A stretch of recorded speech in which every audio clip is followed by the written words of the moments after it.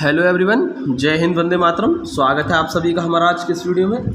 मैं हूं गौरव सर और ये है आपका अपना चैनल जिसका नाम है फिजिक्स क्लासेस बाय गौरव सर। तो डियर, करते हैं हम आज का वीडियो स्टार्ट। भौतिक विज्ञान क्लास 12 चैप्टर नंबर 5 है और चैप्टर का नाम विद्युत चालक तथा ओम का नियम। ठीक है, और आज जो हम इसमें कराने वाले हैं विद्युत धारा तथा अनुगमन वेग में संबंध में कराने वाले हैं।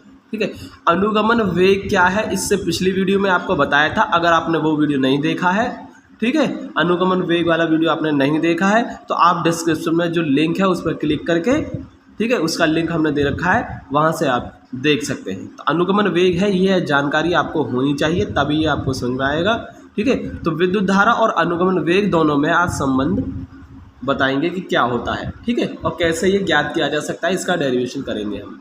तो देखिए दोस्तों, यहाँ पर मैंने एक चालक PQ लिया है। ठीक है, अनुगमन वेग किसके अंदर होता है? किसी चालक के अंदर होता है। जब उसको ठीक है ना, जब उसको बैटरी से कनेक्ट कर देते हैं तो उसमें धारा प्रवाहित होती है। तो जो इलेक्ट्रॉन होते हैं वो नेगेटिव टर्मिनल से पॉजिटिव टर्मिनल की तरफ, ठीक है, वो एक निश्चित नियत वेग से गति करना स्टार्ट कर देते हैं। ठीक है, और इनका जो वेग हो जाता है ना, एक फिक्स वेग से ही स्टार्ट कर देते हैं गति करना। तो फिक्स वेग ही होता है इसमें अनुगमन वेग, जिसको हम VD से रिप्रेजेंट करते हैं। ठीक है, अब यहाँ पर मैंने एक चालक लिया है PQ और इसको मैंने बैटरी से कनेक्ट कर दिया है। और देखिए दोस्तों, बैटरी से कनेक्ट जो किया है ना इसमें, तो देखिए ये सिरा क्या बन जाएगा, प्लस बन जाएगा, और ये सिरा माइनस बन जाएगा। और इसमें जो है ना नेगेटिव नेगेटिव, ये क्या है, ये मुक्त इलेक्ट्रॉन है। ठीक है, और ये जो है अनुप्रस्थ काट का क्षेत्रफल है, जो आपको इस तरीके से दिखाया जा रहा है। अनुप्रस्थ काट का क्षेत्रफल है और इसका जो क्षेत्रफल है वो कितना है, A है इनका क्षेत्रफल। ठीक है, A क्षेत्रफल है इसका, अनुप्रस्थ काट का क्षेत्रफल है। ठीक है, अब ये जो इलेक्ट्रॉन है, ये जैसे ही बैटरी लगाई जाती है, ये अनुगमन वेग VD, ठीक है, अनुगमन वेग VD से ये नेगेटिव टर्मिनल से पॉजिटिव टर्मिनल की तरफ इस तरीके से गति करना स्टार्ट कर देंगे। ठीक है, और इसमें मान लीजिए धारा कितनी प्रवाहित हो रही है, वो I धारा प्रवाहित हो रही है। और धारा की दिशा कैसे निकालते हैं हम, प्लस टर्मिनल से। ठीक है ना, जिधर को प्लस टर्मिनल होता है उसी को धारा की दिशा होती है। या फिर मैंने आपको बताया था विद्युत धारा की दिशा निकालना। देखिए इलेक्ट्रॉन यहाँ से ऐसे चलेगा तो इलेक्ट्रॉनों के विपरीत दिशा में होता है, इलेक्ट्रॉनों के मोशन के अपोजिट डायरेक्शन में होती है करंट। जब इलेक्ट्रॉन ऐसे जा रहे हैं तो विद्युत धारा इसके अपोजिट ऐसे चलेगी। ठीक है, तो आप ऐसे भी निकाल सकते हैं, इलेक्ट्रॉन ऐसे चल रहा है इसमें तो करंट कैसे चलेगी, करंट ऐसे चलेगी इसमें। तो ऐसे भी आप ज्ञात कर सकते हैं, इलेक्ट्रॉनों के प्रवाह के विपरीत दिशा में ही धारा की दिशा होती है। दोस्तों हमने इतना समझ में आया हमारे, तो ये फिगर है। अब देखिए इसमें हम अनुगमन वेग और विद्युत धारा में संबंध को कैसे ज्ञात करेंगे। ठीक है, तो करते हैं हम। देखिए मान लीजिए इसमें जो विद्युत क्षेत्र स्थापित हुआ है वो कितना हुआ है, E हुआ है। ठीक है ना, और मान के चले हम, यदि क्या मानते हैं हम, यदि t समय में, स्मॉल t समय में किसी परिच्छेद से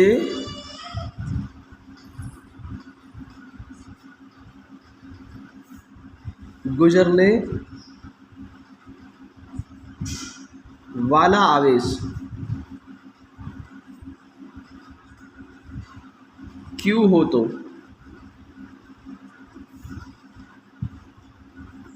धारा कितनी उत्पन्न हो जाएगी इसमें, धारा I बराबर Q/T होती है। विद्युत धारा निकालनी सिखाई थी हमने कि मान लीजिए ये जो अनुप्रस्थ परिच्छेद का क्षेत्रफल है A, इसमें Q आवेश प्रवाहित हो रहा है और कितने समय में, T समय में। तो इसमें प्रवाहित धारा कितनी होगी, I बराबर Q/T होगी। ठीक है, ये हमने आपको बता रखा है, विद्युत धारा का जो हमने टॉपिक कराया था तब आपको ये बताया था। ठीक है, अब इसके बाद देखिए T समय में प्रत्येक इलेक्ट्रॉन द्वारा तय की गई दूरी, तो कितनी दूरी तय की जाएगी, यानी जो हमने बताया ना T समय में आवेश प्रवाहित हो रहा है इसमें, ठीक है ना, Q आवेश प्रवाहित हो रहा है, T समय ले रहा है। तो T समय में हर इलेक्ट्रॉन कितनी दूरी तय करता है इसमें, तो देखिए दूरी कैसे निकालेंगे, औसत वेग और गुणा समय, ऐसे ही निकालते हैं। देखिए आपको बताया था वेग बराबर दूरी बटे समय है ना, वेग बराबर विस्थापन बटे समय होता है ना, ठीक है, या चाल बराबर दूरी बटे समय, तो ये वही है। तो दूरी बराबर चाल गुणा समय आ जाएगा, और चाल क्या है यहाँ पर, औसत वेग है, तो दूरी बराबर औसत वेग गुणा समय हो जाएगा। लेकिन कैसे ज्ञात करेंगे इसको, देखिए दूरी जो है ये कैसे निकलेगी, औसत वेग और कितना वेग है भाई, तो ये अनुगमन वेग VD से ही तो चल रही है, औसत ही तो होता है।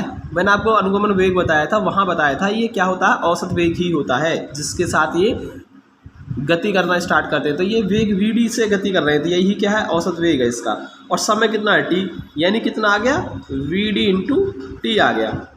तो इतनी दूरी तय करता है प्रत्येक इलेक्ट्रॉन, ठीक है, T सेकंड में।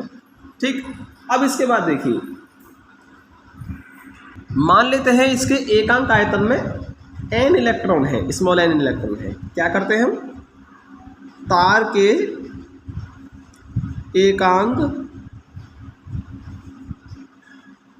आयतन में यदि मान लेते हैं हम, ठीक है, यदि मान लीजिए इसके एकांक आयतन में इलेक्ट्रॉनों की जो संख्या है,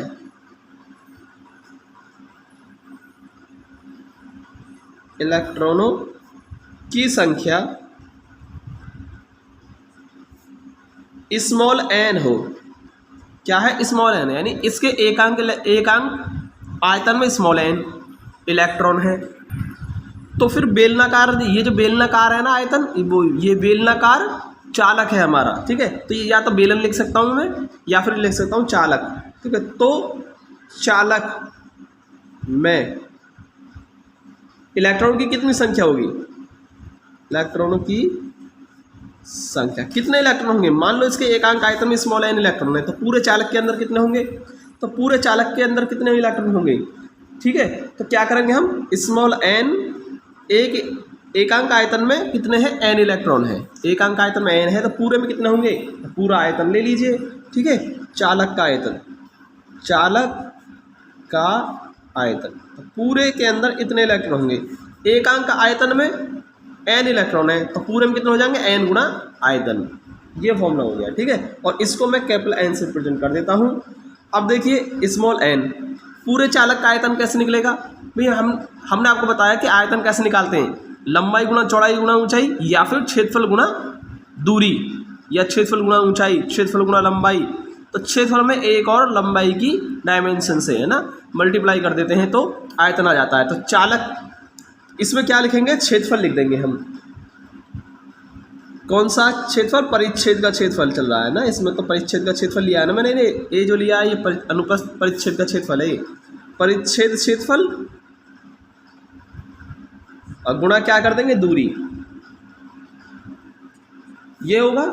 अब इसके बाद देखिए परिच्छेद का क्षेत्रफल हमने क्या मान रखा है, a मान रखा है, ठीक है। और दूरी कितनी तय की है इसने, VDT लिखा है ना, चली गई दूरी, है ना, तय की गई दूरी कितनी है, VDT, तो इसमें VD × T से मल्टीप्लाई हो जाएगी, ठीक है। तो यहाँ से जो आया NA VDT आ गया, तो ये जो आया है ये क्या आया है, पूरे चालक के अंदर इलेक्ट्रॉनों की संख्या निकल के आ गई, ठीक है, इतनी आ गई जी। अब इसके बाद देखिए हम क्या जानते हैं, हमने एक फॉर्मूला बताया था, Q बराबर NE फॉर्मूला बताया था हमने आपको, ठीक है ना, क्या बताया था, Q बराबर NE, एक फॉर्मूला होता है Q बराबर NE, स्टार्टिंग बताया था जहाँ आवेश का क्वांटिटीकरण बताया था हमने, क्वांटाइजेशन ऑफ चार्ज, तो Q बराबर NE हो गया। अब यहाँ से देखिए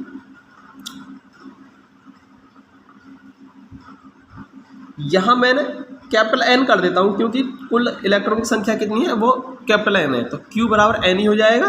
तो देखिए Q बराबर N का मान कितना आया है, NE VDT, और इसमें E से हो रही है मल्टीप्लाई, तो आप भी कर दीजिए, ठीक है, इतना हो जाएगा ये। तो Q बराबर NE VDT और E, ठीक है, NA सॉरी स्टूडेंट्स, ये NaVdt आएगा, NaVdt इंटू ई, ये इतना आ गया। ठीक है, यहाँ पर आवेश आया, लेकिन हमको क्या निकालना है, अनुगमन वेग और विद्युत धारा में संबंध निकालना है। तो यहाँ पर आप देख रहे हैं कि अनुगमन वेग Vd तो आ रहा है, लेकिन विद्युत धारा नहीं आ रही। तो विद्युत धारा कैसे निकालेंगे भाई, हमने आवेश ही क्यों निकाला, क्योंकि हम विद्युत धारा निकालनी है ना, I बराबर Q बटे T, तो Q की जरूरत पड़ेगी ना, तो इसके लिए Q कितना होगा वो ऐसे निकाल सकते हैं।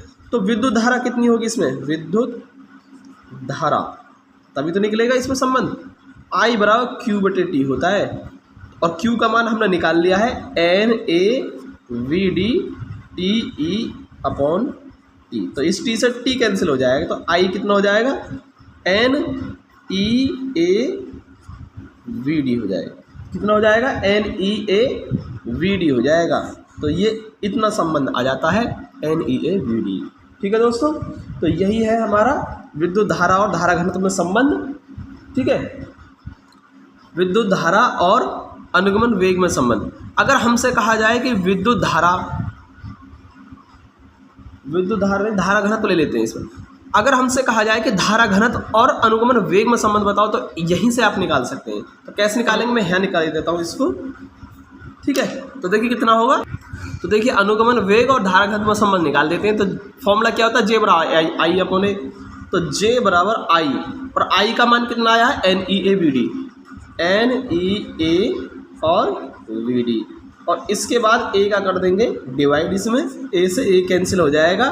तो J कितना आ जाएगा यहाँ से, तो यहाँ से आ जाएगा दोस्तों Ne और ये है आपका Vd। तो ये आ जाएगा धारा घनत्व और अनुगमन वेग में संबंध। तो इस तरीके से हम संबंध ज्ञात कर सकते हैं, विद्युत धारा और अनुगमन वेग में भी संबंध निकाल सकते हैं, और फिर हम धारा घनत्व और अनुगमन वेग में भी संबंध ज्ञात कर सकते हैं। तो दोस्तों, अगर वीडियो पसंद आए हो तो लाइक करें, चैनल को सब्सक्राइब जरूर कर लें। मिलते हैं अगले वीडियो में, तब तक के लिए जय हिंद, वंदे मातरम।